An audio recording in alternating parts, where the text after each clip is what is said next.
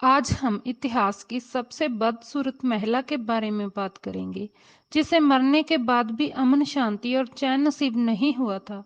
100 साल से भी अधिक समय तक एक महिला की डेड बॉडी को दुनिया में प्रदर्शित किया गया, यानी कि लगभग 150 सालों के बाद भी इस महिला की लाश को कफन नसीब नहीं हुआ था।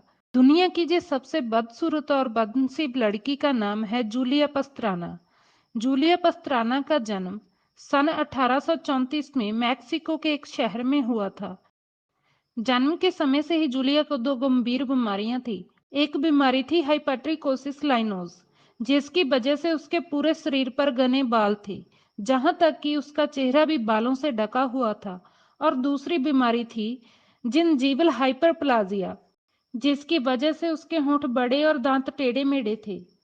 इसी की वजह से कोई उसे बियर वुमन कहता था और कोई एपी वुमन कहता था। कुछ ही समय के बाद लोगों ने उसे ugliest woman on the planet का दर्जा देना भी शुरू कर दिया था।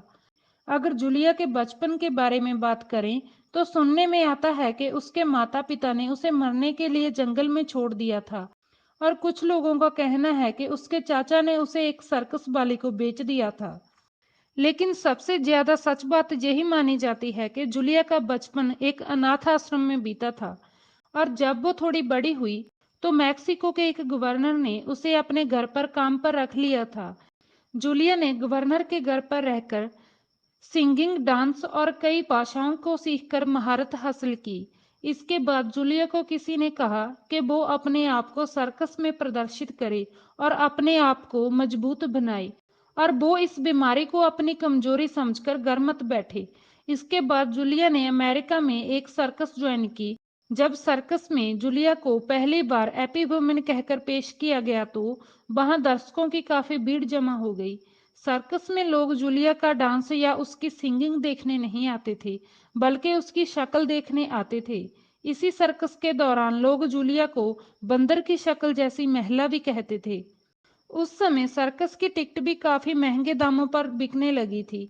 यानी कि जूलिया एक ऐसी लड़की थी जिसको प्रदर्शित करके मोटा पैसा सर्कस वाले कमाते थे। और इसके बाद इतना ही नहीं, सर्कस के दौरान जूलिया के मैनेजर ने जूलिया से झूठे प्यार का दिखावा करके जूलिया से शादी की, ताकि उसे सर्कस में प्रदर्शित होने के बदले उसे पैसे न देने पड़े। इसके बाद पूरे मैक्सिको में जूलिया बहुत लोकप्रिय हो गई। 1860 में जब जूलिया केवल 26 वर्ष की थी, तब एक बच्चे को जन्म देने के बाद उसकी मौत हो गई। और जूलिया ने जिस बच्चे को जन्म दिया था वो भी बच्चा अपनी माँ जैसा ही दिखता था, और उस बच्चे की भी कुछ ही दिनों के बाद मौत हो गई। लेकिन जूलिया का पति बहुत लालची किस्म का व्यक्ति था। उसने जूलिया और उस बच्चे की लाश को ना दफनाकर एक मैक्सिकन यूनिवर्सिटी में एक डॉक्टर प्रोफेसर को दे दिया। उस डॉक्टर ने जूलिया की लाश को मम्मी में तब्दील कर दिया और लाश के ऊपर कई तरह के केमिकल डाल दिए, ताकि उसकी लाश खराब ना हो। उसके कुछ ही समय बाद जूलिया का पति जूलिया की बॉडी को वापस डॉक्टर से लंदन ले गया, और उसने जूलिया और बच्चे की बॉडी को एक कांच के बॉक्स में रखकर उसका प्रदर्शन किया, यानी कि उसने अपनी पत्नी और बच्चे की लाश से भी कमाई की। इसके बाद जूलिया के पति लेनेट की जूलिया के जैसे दिखने वाली एक औरत से मुलाकात होती है, और वो उससे भी शादी कर लेता है और उसका नाम वो जेरोनो पस्त्राना रख देता है। और वो बताता है कि वो लड़की भी जूलिया की बहन ही है। उसे भी लेंट सर्कस में प्रदर्शित करता है, और उसके पीछे जूलिया और उसके बच्चे की लाश कांच के बॉक्स में रखी होती थी। और कुछ ही समय बाद लेंट की भी मौत हो गई। मौत के बाद जेरेनो पस्त्राना, जिसका असली नाम था मैरी ब्रेटल, उसने जूलिया की बॉडी को नॉर्वे के एक शख्स को बेच दिया। नॉर्वे के शहर में जूलिया की बॉडी को चैम्बर ऑफ हैरर में रखा गया, जाने कि उसकी बॉडी का इस्तेमाल लोगों को डराने के लिए किया जाने लगा। इसके बाद स्वीडन में भी जूलिया की बॉडी को प्रदर्शित किया गया। कई सालों तक ऐसा ही चलता रहा, लेकिन सन 1973 में कई यूरोपियन देशों में इंसान की डेड बॉडी को प्रदर्शित करके पैसा कमाने पर रोक लगा दी गई। इसके बाद जूलिया और उसके बच्चे को एक स्टोर रूम में रख दिया गया।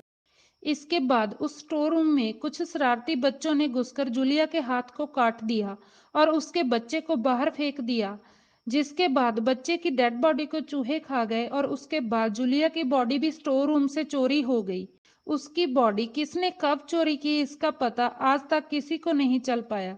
लेकिन इसके बाद सन 1990 में बॉडी चोरी होने के 11 साल बाद वह बॉडी ओस्लो इंस्टीट्यूट के स्टोर हाउस में पाई गई और कई सालों तक डॉक्टर जूलिया की बॉडी पर रिसर्च करते रहे। इसके बाद लॉरा नाम की एक लड़की जो ओस्लो यूनिवर्सिटी में एक आर्टिस्ट के तौर पर काम करती थी, जब उसे जूलिया के बारे में पता चला, वो जूलिया का संस्कार करने के लिए जूलिया की बॉडी को बहुत कोशिशों के बावजूद मैक्सिको लाने में कामयाब हो गई। साल 2013 में मैक्सिको के एक शहर में पूरे सम्मान के साथ जूलिया को दफनाया गया और जूलिया पर अब तक कई बुक्स भी लिखी जा चुकी हैं। और ऐसे ही अपने जन्म के 179 साल बाद साल 2013 में जूलिया को कब्र नसीब हुई जिसकी वो हकदार थी। अगर आपको वीडियो अच्छी लगी तो लाइक और कमेंट जरूर करें और चैनल को सब्सक्राइब भी जरूर करें।